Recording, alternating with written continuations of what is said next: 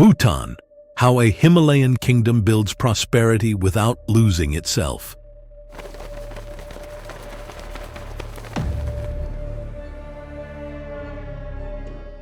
Bhutan's 720-megawatt dam exports power to India, while engineers bury lines to protect cranes. That contradiction conceals the true cost of Bhutan's prosperity.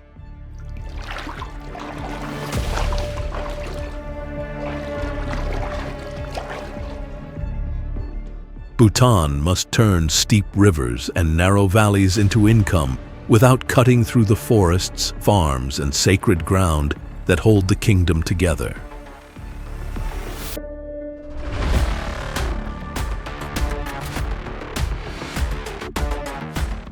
Hydropower pays for schools, clinics, and roads. Tourism brings hard currency. Yet each dam, hotel, and mountain highway puts fresh weight on land and communities with little room to absorb it.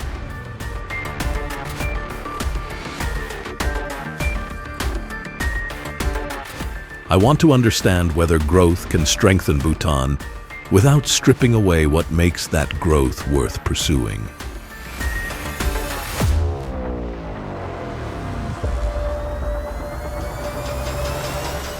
In this documentary, we trace that pressure across Bhutan and compare it with the wider Himalayas to see where this bargain holds and where the costs begin to outrun the gains.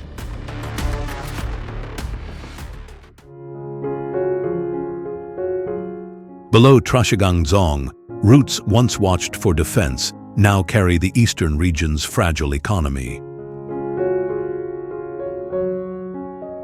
Punakha Dzong has held this ridge above the Gamri Chu since the 17th century.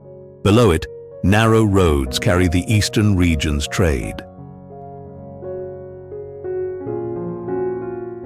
Punakha is an administrative center and loading point for communities divided by long journeys. Food, fuel, materials, passengers, and patients pass through. That movement depends mainly on roads cut into unstable slopes.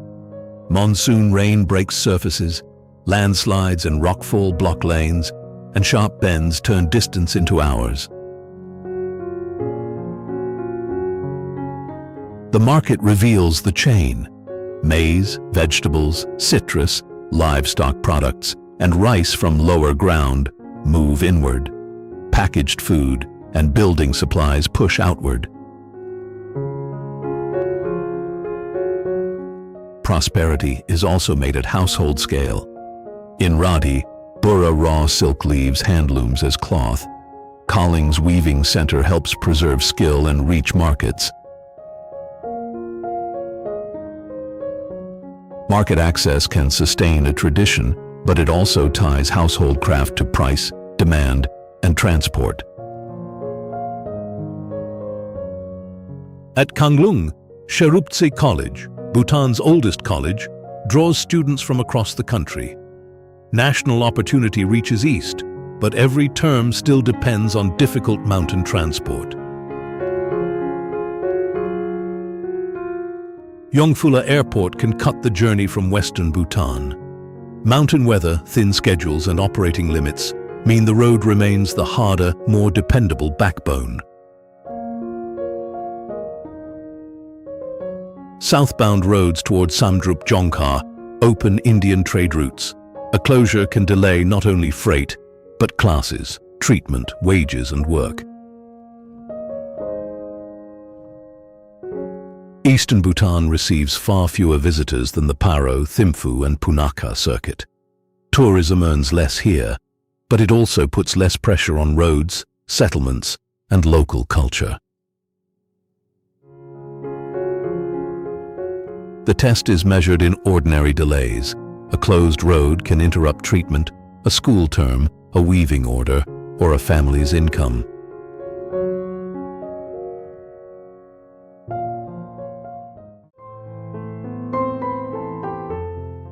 On Trongsa's narrow ridge, control of a mountain bottleneck became national power. Trongsa Dzong took its major form in the 17th century on a narrow ridge above the Mangde Chu Gorge, controlling the main route between eastern and western Bhutan. The road still carries the cost of that position. It crosses unstable slopes, twists through sharp bends, and must withstand rockfall, monsoon damage, and deep mountain cuts. Historic travelers did not simply pass the fortress. Gates and corridors drew movement through the complex, making geography an instrument of authority. That leverage raised the Trongsa Penlop into one of Bhutan's most powerful offices. Ugyen Wangchuck held the post before becoming the first hereditary king in 1907. Crown princes traditionally received that title before taking the throne. Above the Dzong, the Ta Dzong watchtower preserves the monarchy's story and regional religious history. Today, the river below carries another form of state power. The Mangdechu project uses the steep fall to generate more than 700 megawatts, much of it exported to India. That power brings national revenue, but the work extends far beyond the powerhouse. Transmission lines, worker settlements, access roads, and long-term river management follow it. Highways bind distant valleys to services and markets, yet every shortcut redistributes opportunity.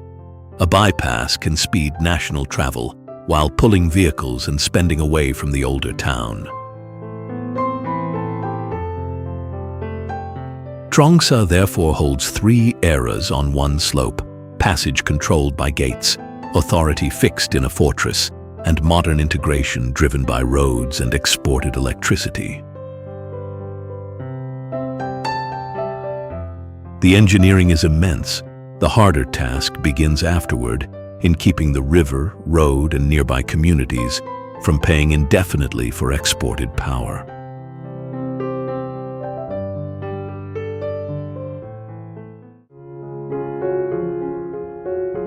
Dagala's most famous number is not a verified count.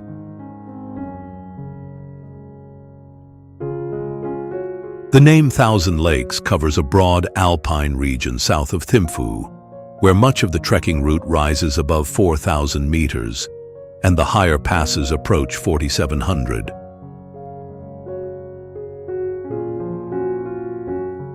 The journey commonly starts near Ganeka, climbs through forest toward Gur and Labatama, then crosses exposed ridges toward Punakha and Talaka.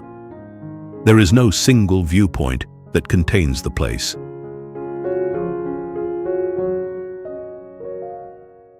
Uchocho and Relicho lie among yak pasture, peat-rich ground, rock, and narrow drainage channels.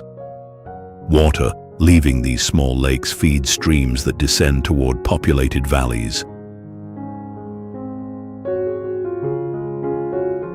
That makes every camp a logistical test. Food, tents, fuel, and cooking gear move uphill by pack animal or human labor.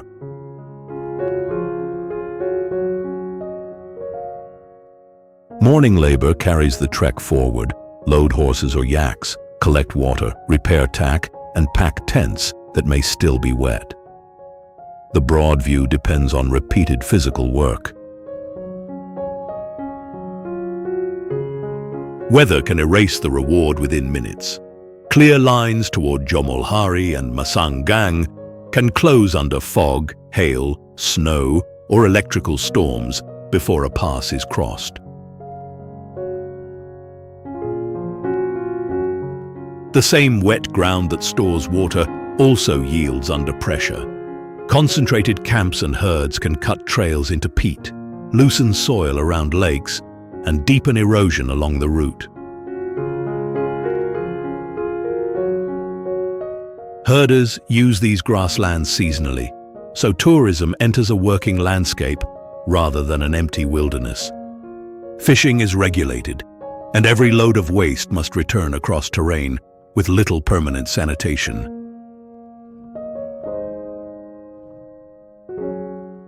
Dagala tests Bhutan's controlled tourism model at ground level.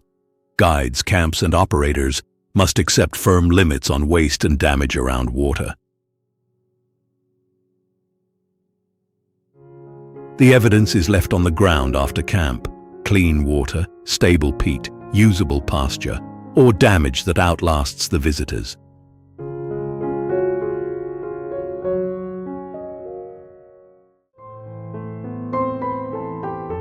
Government offices, a monastery, and the National Museum occupy one fortified slope above a river.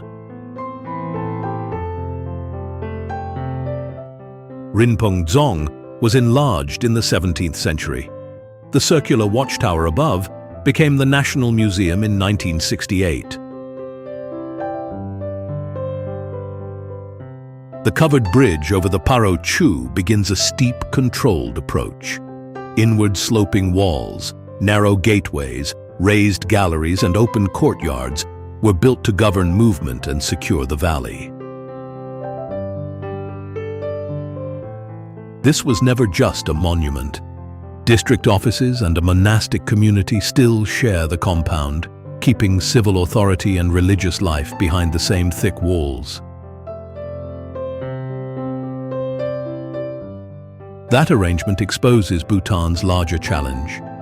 Public institutions must modernize without breaking the old link between civil duty, religious life, and place.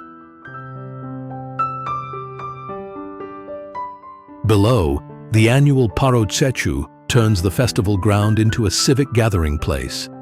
Masked dances lead to the pre-dawn display of a vast sacred textile rolled away before sunlight can damage it. Uphill, Dzong once guarded the fortress from above. Now its curved galleries hold paintings, sculpture, ritual objects, textiles, masks, manuscripts, armor, natural history material, and household tools from across Bhutan. The conversion looks elegant, but preservation is hard engineering. Fire protection, humidity control, safe visitor flow, and the repair of timber and masonry must all work inside historic structures. The earthquake of 2011 exposed that pressure. Dzong required restoration, and exhibits moved temporarily while crews made the old watchtower secure again. From Dzong, the fortress, river, fields, roads, and airport occupy one valley. Paro is not merely the departure point for Tiger's Nest. It is where administration, transport, faith, and tourism press against one another. Paro's institutions cannot simply retreat from growth. Tourism and transport must be made to serve the fortress, monastery, museum, and fields, rather than displace them.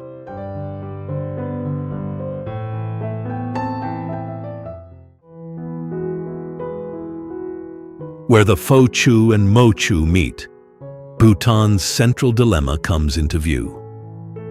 The rivers that concentrated power also threaten what that power protects. In 1637, Zhabdrung Ngawang Namgyal founded Punakha Dzong at their confluence to help consolidate political and religious authority. The site was not scenery. It was leverage. The fortress later hosted the 1907 coronation of Ugyen Wangchuck, Bhutan's first hereditary king. It remained Bhutan's seat of government until that role shifted to Thimphu. Authority never fully left. District officials still work inside walls shared with monastic life. Each winter, the central monastic body and the J Khenpo move down from colder Thimphu. Punakha is therefore an active institution, not a preserved shell. At about 1,200 meters, the valley supports rice terraces, orchards, bananas, and subtropical growth. That warmth feeds farms and the offices and monasteries gathered here. But the rivers that gave the fortress control also bring pressure. Fires, earthquakes, and floods have forced repeated repair. In 1994, a glacial lake outburst flood reached Punakha. The event exposed the hard truth. High mountain hazards can strike far downstream.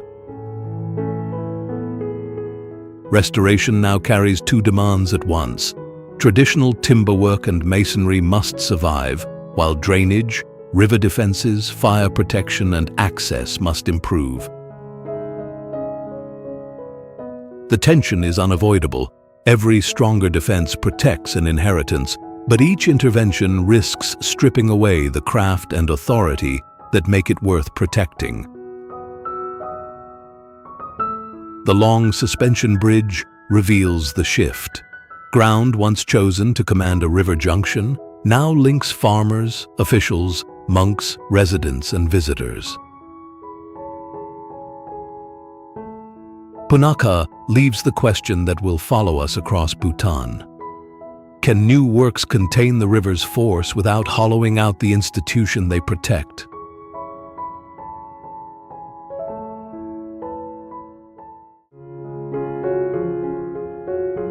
An important winter refuge for black-necked cranes is protected partly by placing modern power lines below the ground. At about 3,000 meters, Phobjikha spreads across a glacial basin of marsh, dwarf bamboo, pasture, potato fields, and farmhouses. The cranes generally arrive from the Tibetan Plateau in late October or November, then return north around February or March. Winter turns the valley into working habitat, not empty wilderness. The birds roost in wetlands and forage through marshes and harvested fields for roots, grain, insects, and food. Farming and conservation occupy the same open ground. Gangti Monastery overlooks that ground. Religious belief and the annual Black-Necked Crane Festival give the migration a place in community life. Protection is built from practical limits. Electrical lines in sensitive areas were buried to reduce collision risks. The Gangti Nature Trail and viewing areas steer visitors away from important roosting ground. Tourism earns income only if access is controlled. The Royal Society for Protection of Nature has supported crane monitoring, education, and community conservation. Households need the land to pay. Families grow potatoes and turnips, keep cattle and horses, gather permitted forest products, and earn from homestays, guiding lodges and restaurants. New roads shorten the path to markets, schools, clinics, and tourism jobs. Yet guest houses, drainage works, utility lines, and expanding fields can break up the open terrain the cranes require. There is almost no room for careless growth. A single corridor can serve a village while narrowing safe ground for the birds. In Phobjikha, the limit is visible. A road, wire, or lodge placed on the wrong ground can turn new income into lost habitat.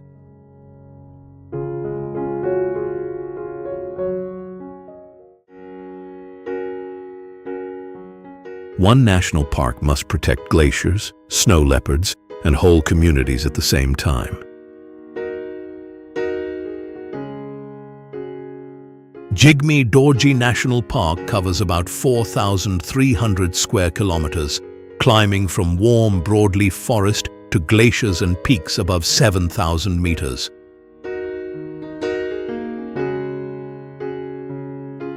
That vertical reach keeps entire seasonal routes connected.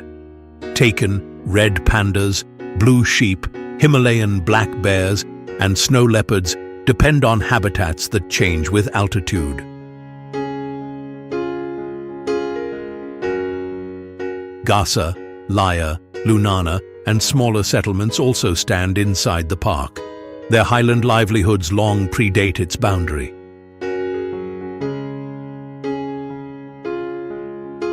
Households move yaks between seasonal pastures, then turn milk into butter and hard cheese, tough enough for long transport.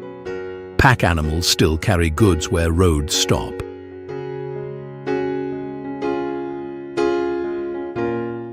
Punakha Dzong once guarded a northern approach.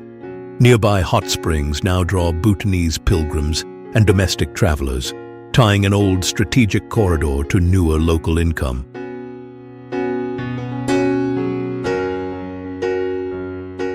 Roads reach farther into the district, cutting journeys that once took days on foot. Yet many communities still rely on trails and suspension bridges. Every extra kilometer carries a hard bargain. Teachers, medicine, telecommunications equipment, building materials, and emergency support become easier to deliver, but every final kilometer remains expensive.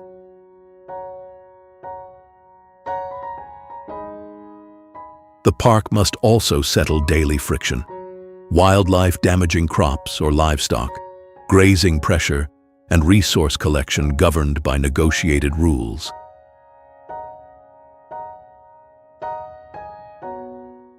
Above all of this, warming glaciers expand high mountain lakes. A sudden outburst can surge downstream, disrupting river flow through the valleys below.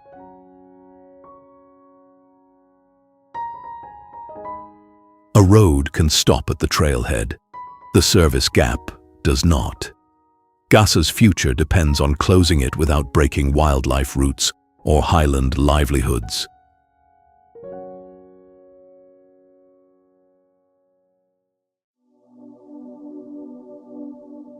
The new road to Merak and Sakteng removes old hardships while making an old way of life easier to leave. Since Merak and Sakteng opened more fully to tourism in the early 2010s, better roads have sped the movement of patients, school children, dairy products, and building materials, while reducing dependence on pack animals.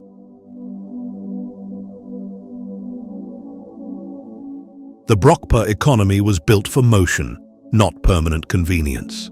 Families move yaks, sheep, cattle, and hybrids between grazing grounds as snow, grass, and water shift.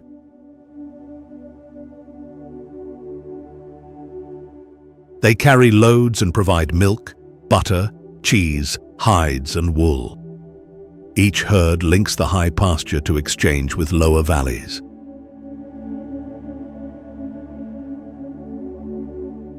This labor is physical and repetitive. Morning milking, butter churning, wool preparation, pack loading, and fence repair. Pastoral culture survives because these jobs still produce a living. The Tsipi sham is built for this climate. Woven from dark yak hair, its projecting strands shed rain, while the hat marks Brokpa identity. Sakteng Wildlife Sanctuary protects temperate forest and alpine meadow used by red pandas, Himalayan black bears, wild ungulates, and domestic herds. Conservation and herding meet on the same ground.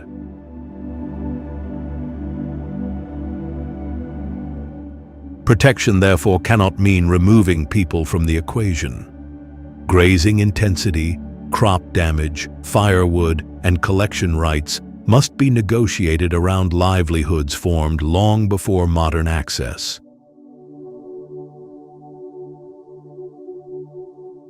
Roads change the balance with blunt force. A vehicle can carry roofing materials, dairy products, or a patient where pack animals once bore the load. That gain is real. It improves security and opportunity, but demanding seasonal herding can look less attractive to younger residents. The old trail beside the new road makes the choice visible. Access must keep pastoral culture economically alive, not turn it into an exhibit.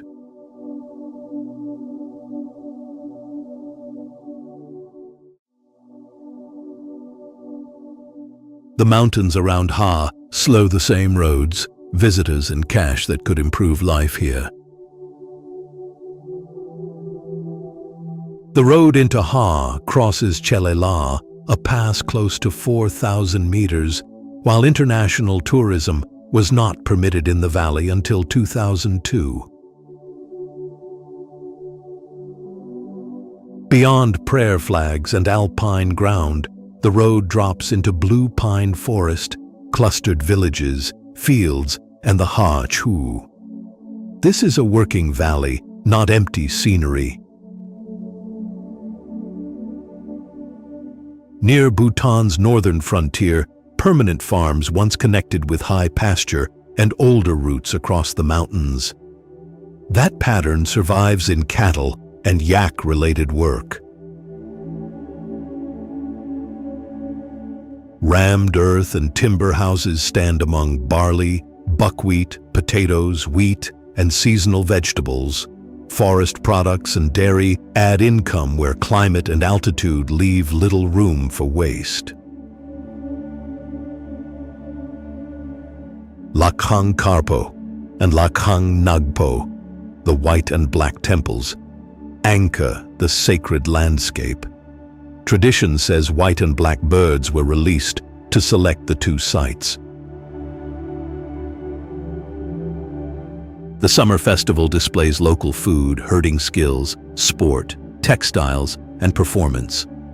Daily identity rests on harder routines: farm work, temple care, school journeys, and household construction. Tourism arrived late, so homestays and small businesses remain modest beside those in Paro, Thimphu, or Punakha. Limited access slowed the pressure and preserved local forms. Roads now shorten journeys to markets, clinics, and government services, while opening income through homestays and small tourism businesses. That gain is immediate and practical. Yet the road also carries imported materials, new building forms, land demand, and outside expectations about rural beauty. Protection can slow change. It cannot stop it.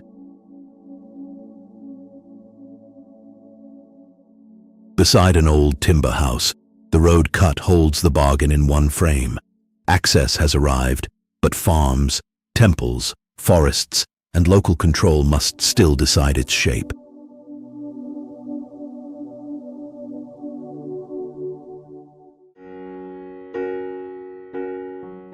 Here, a mountain gains value not from summit traffic, but from keeping summit traffic away. Jomolhari rises about 7,300 meters on Bhutan's northwestern frontier, and Bhutan has prohibited mountaineering on its high peaks since 2003. Jomolhari is revered as the abode of Aum Jomo, a protective deity. The summit is sacred ground, not commercial territory. Movement stays lower, but nothing comes easily.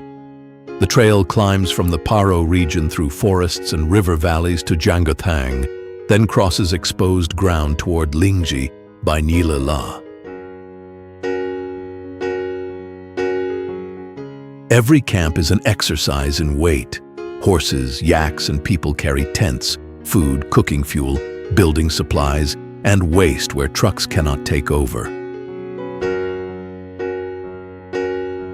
Snow, rain, swollen streams, sudden cold, and altitude illness can break a timetable within hours. At this height, endurance is part of the transport network. Lingji's stone houses and ridgetop Dzong prove that remoteness never meant isolation from government. Administration, border oversight, and community life were established where delivery remains punishing. Earthquake damage made that burden visible. Rebuilding the Dzong requires careful work, while each heavy load must cross terrain that rejects ordinary construction machinery. Households earn from yak dairy, livestock, trekking work, and cordyceps collection.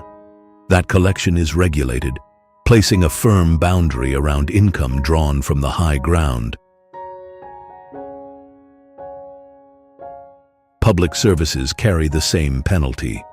Teachers, healthcare, communications, and emergency evacuation cost more here because distance cannot be engineered away. Changing snow and pasture tighten the margin for herders. If sacred summits remain protected while working pasture fails, restraint has preserved the symbol, but lost the life below it.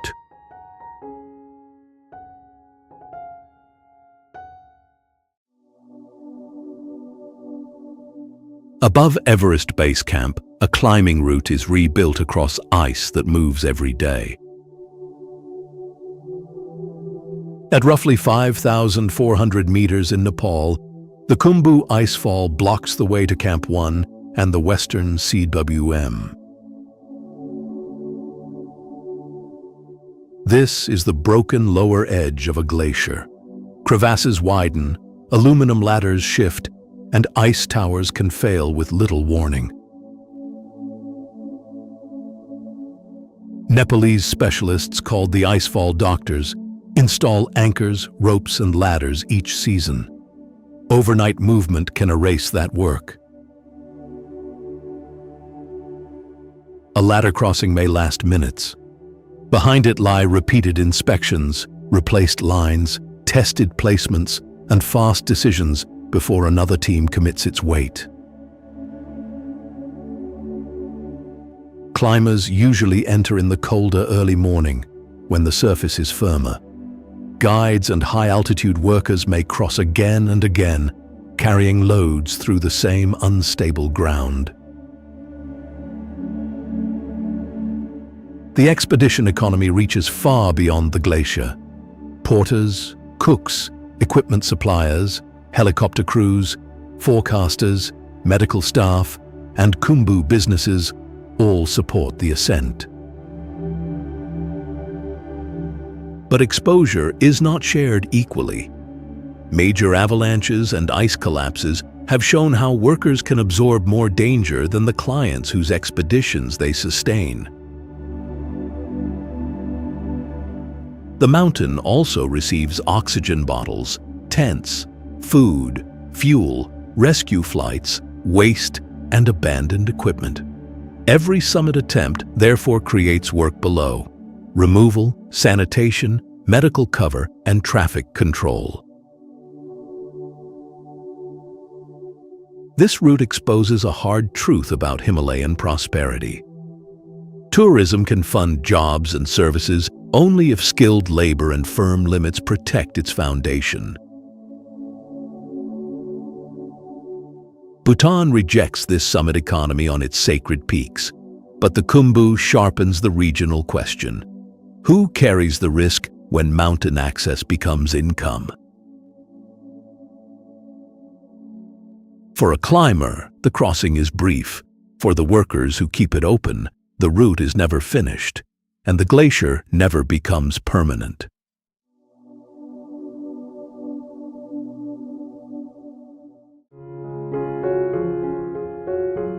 Nepal's promise of a faster route to the Terai is being carved into deep cuts, high bridges, and tunnels driven through ridges.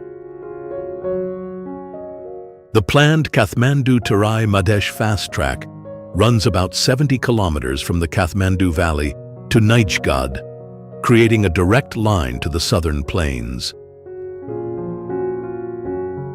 Since the Nepal Army took charge in 2017, construction has advanced through raw rock cuts, reinforced portals, valley piers, elevated decks, retaining walls, and drainage channels. At Mahadevtar, Dedre, and Lendanda, tunnel crews replace bends with excavation and inherit ventilation, groundwater, and spoil as new problems. Bridge piers carry the same bargain into open air. Saving distance means founding massive structures on steep ground designed for earthquakes.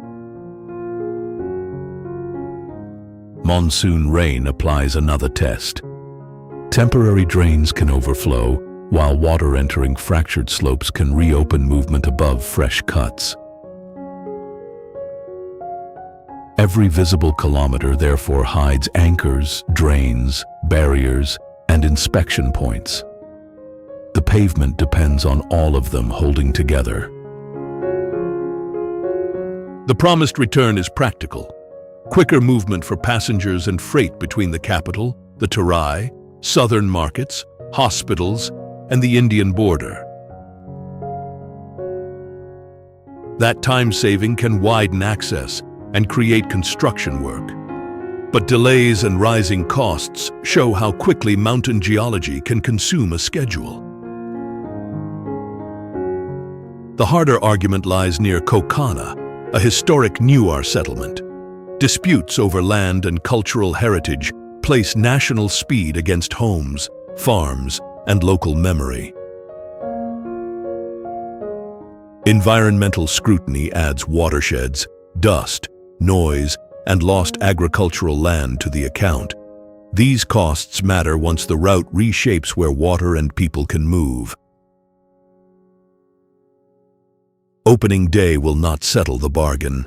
Tunnels, bridges, drains, and unstable slopes will demand inspection and maintenance for decades.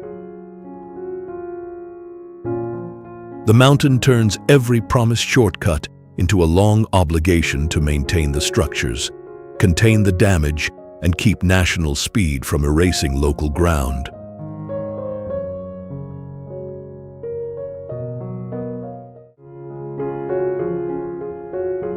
Pudakuo's boardwalks reveal a conservation paradox. The park can be damaged by the footsteps brought there to value it. Established in 2007 near Shangri-La, it channels visitors through shuttles, designated stops, and controlled viewpoints. The park spans a high plateau of conifer forest, meadow, peat-rich wetland, streams, and alpine lakes. Shudu and Beta are famous, but the ground between them does the essential work. Forested slopes catch rain and snow. Wetlands slow runoff and store water, while meadows support seasonal feeding and breeding. Winter ice, spring thaw, summer rain, livestock movement, and autumn cold keep changing how the land is used. Protection rules must adjust with the seasons. The surrounding cultural landscape includes Tibetan villages and pastoral traditions. Yaks and other livestock have long used the high meadows. Conservation zones and tourism rules can change where and when grazing, gathering, or local access is allowed. Habitat gains can therefore narrow long-used routes and seasons. Hardened routes concentrate large crowds on a small footprint, reducing trampling elsewhere. But they also turn ecological access into a managed circuit with fixed exits and boundaries. When habitat needs protection or damaged ground needs restoration, sections may be restricted or temporarily closed. Access remains conditional, even after roads and shuttle transport arrive. At landscape scale, the plateau can appear untouched. At ground level, roads, noise, litter, shoreline disturbance, crowding, and fragmented habitat still press against it. Peat and wetland plants may need years to recover from repeated footsteps or altered drainage. One shortcut can outlast the visit that created it. Away from the boardwalk, water moves through marsh and animals cross meadow beyond the visitor circuit. The boardwalk is more than visitor infrastructure. It marks where profitable access must yield to wetland recovery, wildlife movement, and long-used community routes.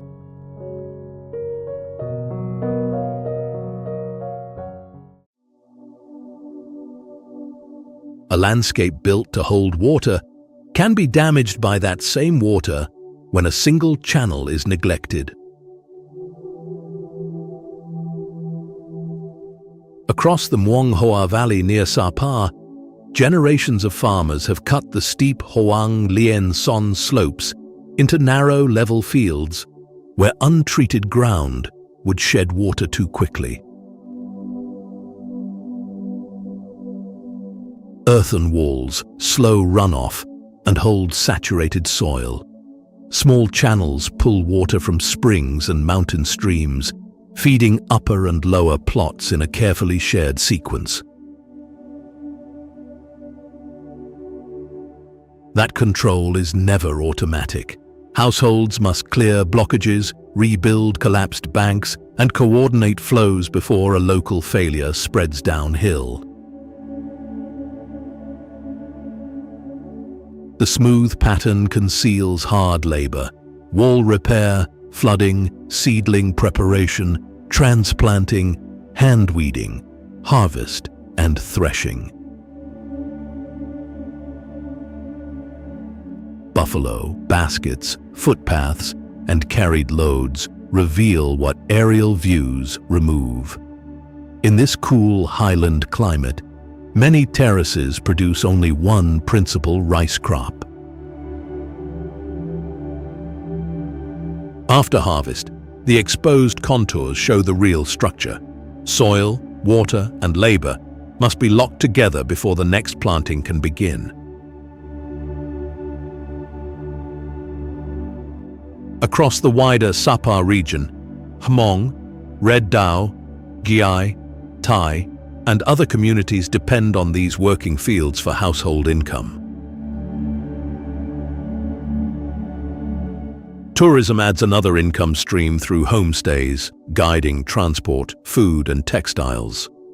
Better road and rail links have brought more activity into these valleys. But hotel construction and heavy traffic can break drainage paths, consume water, and increase erosion or landslide exposure. Growth can weaken the ground that visitors came to see. A quieter pressure comes from labor. When younger workers leave agriculture, fewer hands remain to clear channels and rebuild terrace walls. If farmers cannot afford to remain, the terraces become a tourism asset with no one left to maintain their walls and water.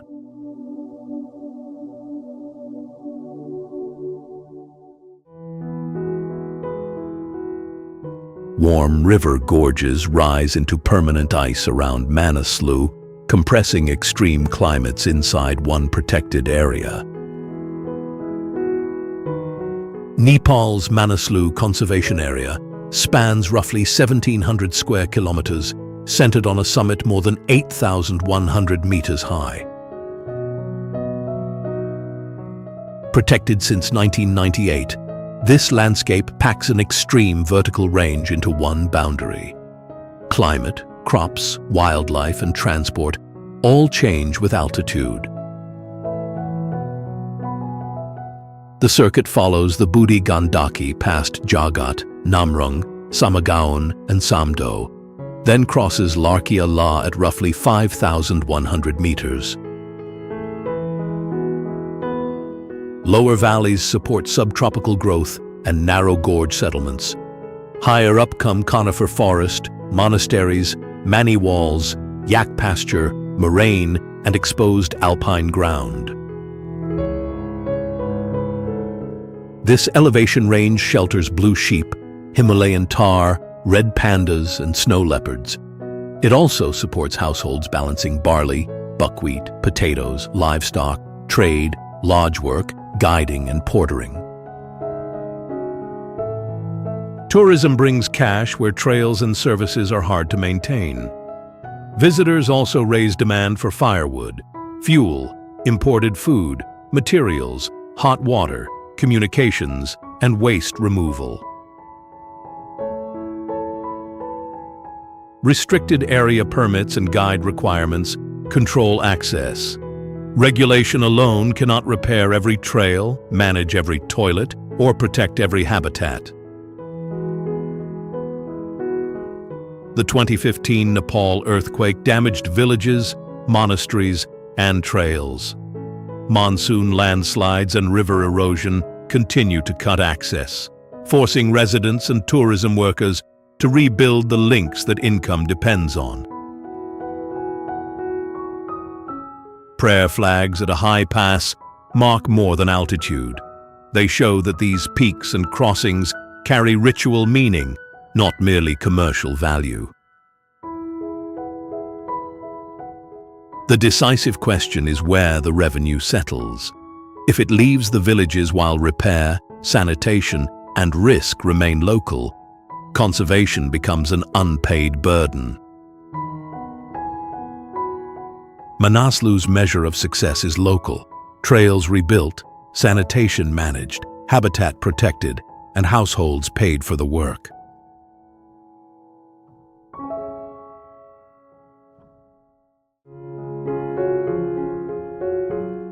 A horse festival at nearly 4,000 meters is not built for spectacle alone.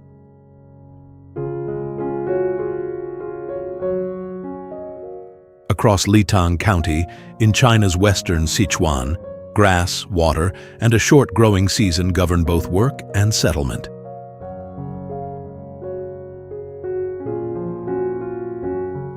This is calm, where winter exposure punishes weak planning. Pastoral households shift yaks, sheep, and horses as seasonal pasture allows.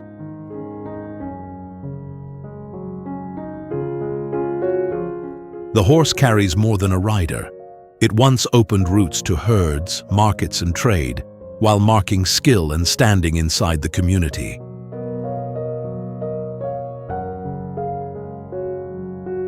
That history gives the gathering its weight. Families bring animals and equipment, raise large tents, prepare riders, and seek blessings before the racing begins.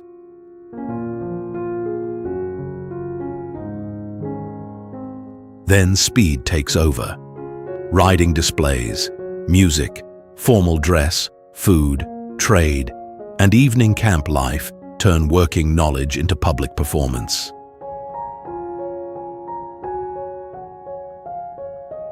Prayer flags around trees and hills place the event inside a sacred geography. Litang Choda Monastery and the region's link to the 7th Dalai Lama deepen an identity that no temporary stage can manufacture.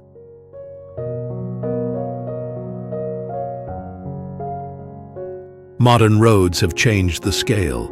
Vehicles, vendors, larger audiences, and online media now carry the festival far beyond the plateau.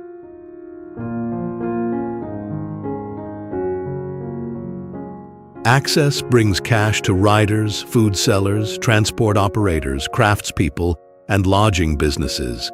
It also brings traffic, waste, and pressure to reshape local practice for tourist demand.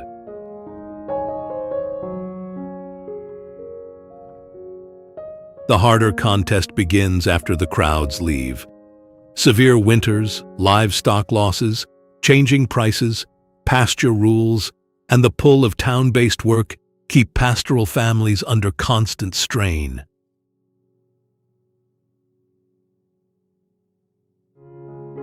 When the tents come down, the performance ground becomes pasture again.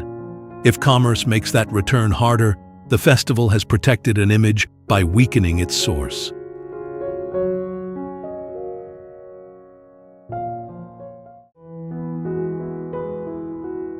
One of the world's busiest mountain corridors has no continuous road. From Lukla into the upper Khumbu, food, fuel, oxygen cylinders, and building material move by aircraft, helicopter, pack animal, or human carriers. That constraint shapes life inside Sagarmatha National Park, created in the 1970s and soon listed by UNESCO. Its boundary holds deep river valleys, forests, settlements, moraine, glaciers, and several of Earth's highest peaks. The route climbs from Lukla across suspension bridges above the Dudkosi, then toward Namche, Tengboche, Dingboche, and the upper valleys. Thin air controls the timetable, not ambition. Gradual ascent and rest days are essential because altitude illness can affect anyone, regardless of fitness. The body sets the pace. Namche serves as market, warehouse, and communication center, while Tengboche Monastery anchors religious life along the trail. Commerce and belief share the same narrow corridor.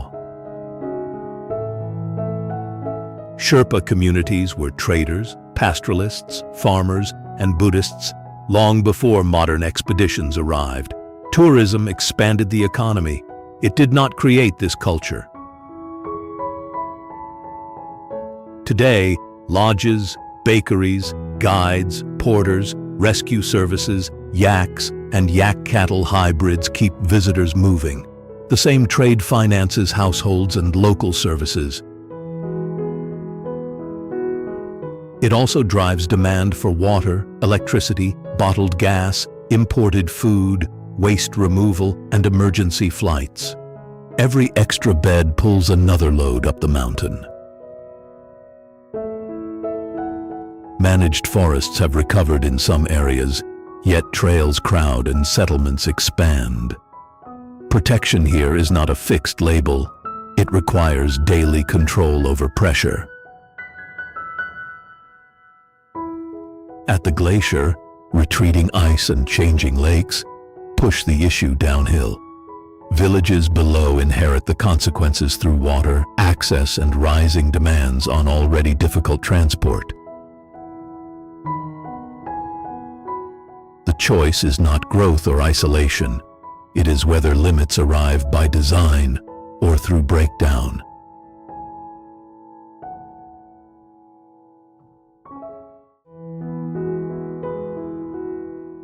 Water, guided by hand, is what turns Longji's mountain into farmland.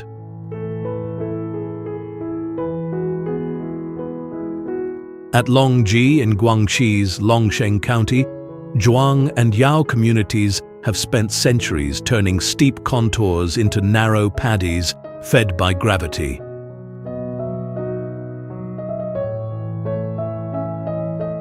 Known as the Dragon's Backbone, the terraces around Ping'an and the Jingkeng Valley remain working fields held by earthen walls, paths, channels, and compact villages.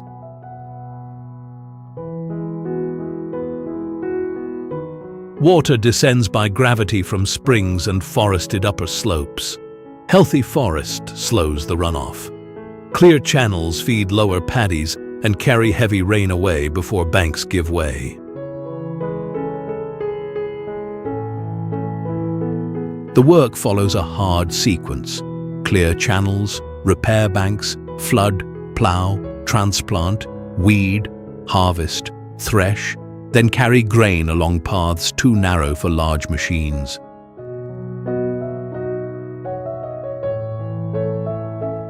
That labor creates the annual calendar: reflective water in spring, green growth in summer, golden fields in autumn, and exposed contours in winter. The pattern is agricultural evidence, not decoration.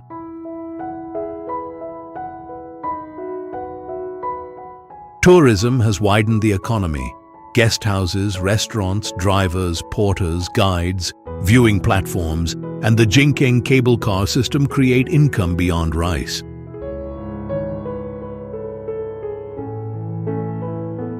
But every new room and service draws more water, wastewater capacity, waste collection, and construction. Some paddies then face pressure to survive mainly as scenery.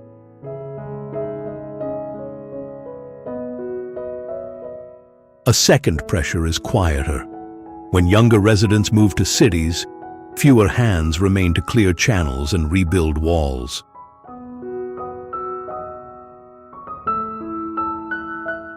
Neglect does not stay small on a steep slope. Erosion can undo generations of control, cutting water from lower fields and weakening the ground beneath them. The crowded viewpoint and the farmer below bring the film back to Bhutan. Prosperity can protect national values only when the people maintaining land and culture have the means and the authority to set its limits.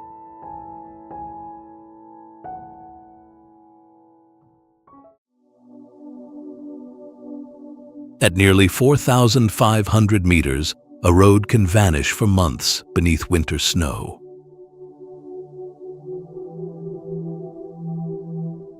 Kunzum Pass links Lahal with the Spiti Valley, but every open season depends on crews and machines rebuilding that connection.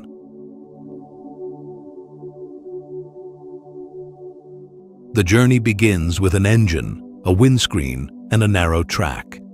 Here, mountain access is not scenery. It is mechanical work under altitude and cold. Between Gramfu, Batal, and Lozar, the road crosses snowfields, loose moraine, and stream channels. Freezing, thawing, and falling rock repeatedly cut into its edges.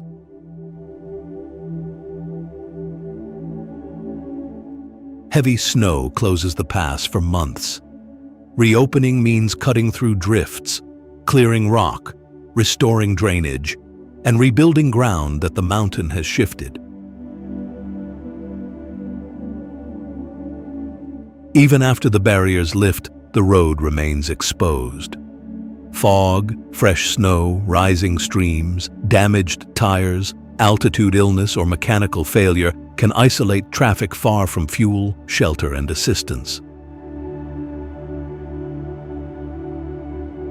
Yet this rough corridor carries residents, food, fuel, building material, tourists, and emergency traffic. A delay on the pass reaches shops, work sites, clinics, and household budgets across Spiti. Near the high point, Kunzum Mata Temple stands beside Buddhist chortens and prayer flags.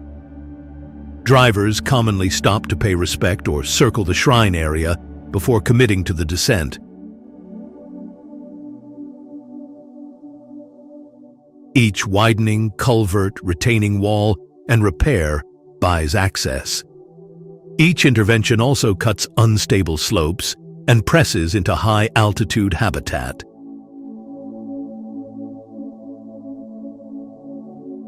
The bargain extends across the Himalaya. Roads reduce isolation and support public services, but every expansion must answer to fragile ground.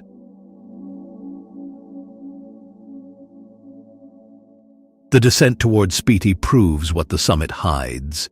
This pass functions as a seasonal threshold because crews return, year after year, to clear and rebuild the route.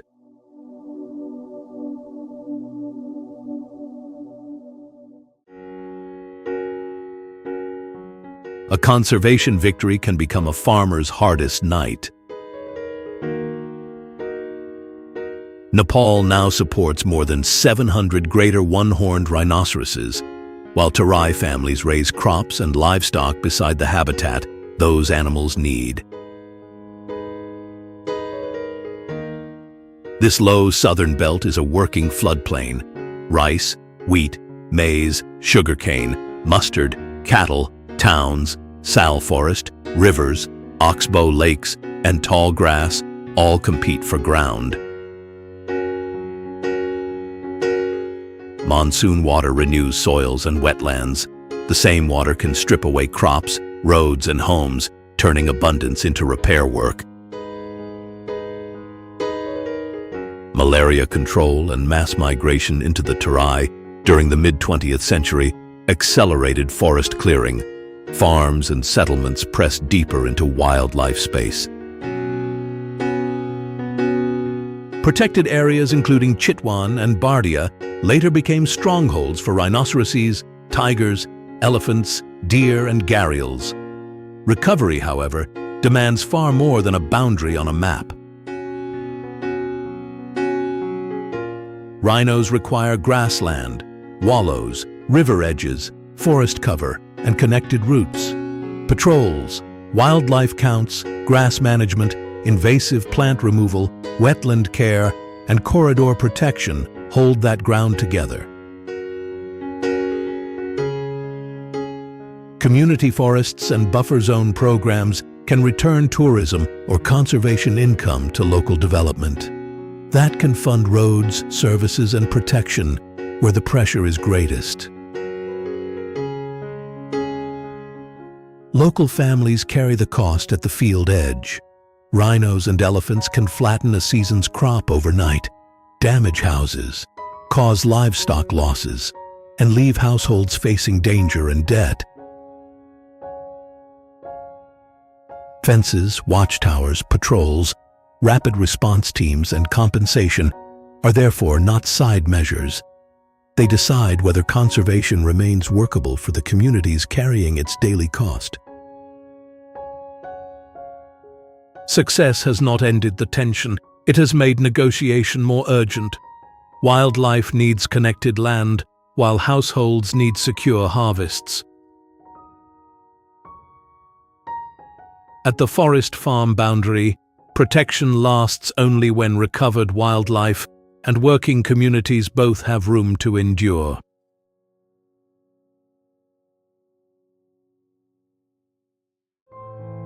Bhutan's test is not whether it can remain unchanged. No country can freeze its villages, rivers, or ambitions.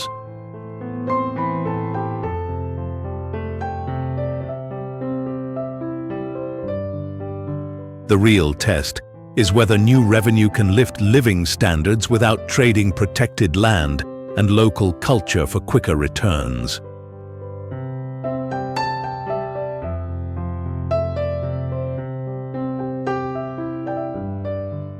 I see Bhutan's restraint as strength, but restraint carries a price. Slower construction, fewer visitors, tighter rules, and scrutiny of every road and power line.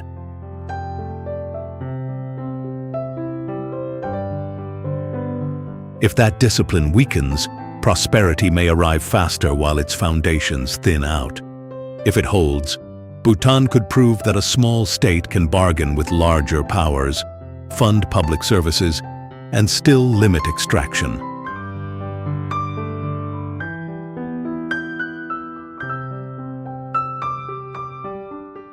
In an age of harsher climate pressure and relentless building, that would be more than a national achievement. It would challenge the development model of this century.